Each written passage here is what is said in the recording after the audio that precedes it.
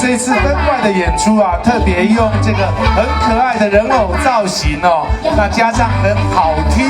甚至於是朗朗上口的客家歌，希望小朋友一起聽客家話、講客家話、學唱客家童謠哦。歲末年終，真濟民眾期待客家藝文親子劇來咯。由着客家委員會甲着紙風車劇團共同打造，全新2025客家親子劇《燈怪》將要來登場。佇個宣傳記者會中，播出演出片段，互大小朋友看甲非常的歡喜。市長黃偉哲嘛親自到場，甲民眾來同歡，並且邀請市民做伙來安平看燈怪。歡迎來到2025客委會行政院客委會所舉辦的這個年度大戲《燈怪》。那在今年又是跟紙風車再一次的合作，其實在12月26、27、28 3天嘛，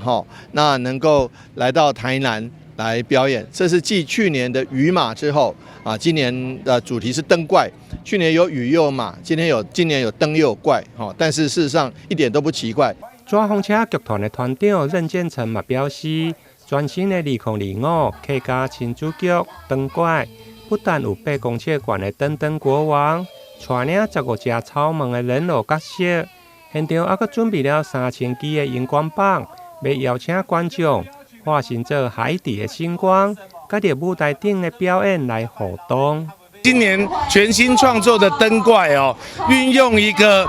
那個呱呱族很可愛的人偶，跟那個燈族哦，還有8公尺那麼高的很大的燈國王，希望提醒小朋友呢，能夠注意環境的保育，然後同時愛護我們的海洋。那把這樣永續的精神融入在我們的兒童劇當中。那當然內容很活潑、很精彩之外，我們當然希望小朋友借由看這個表演，也可以學會聽客家話，甚至於講客家話、唱客家歌。在活動宣傳記者會中，包括行政院客家委員會副主委范卓明、市府客委會主委陳新如，以及多位民意代表、區長甲里長嘛攏到場來出席。現場還佫邀請幼兒園的小朋友同樂，歡迎市民朋友8月26、27、28連續3天的暗時，在安平安逸停車場來盛大演出。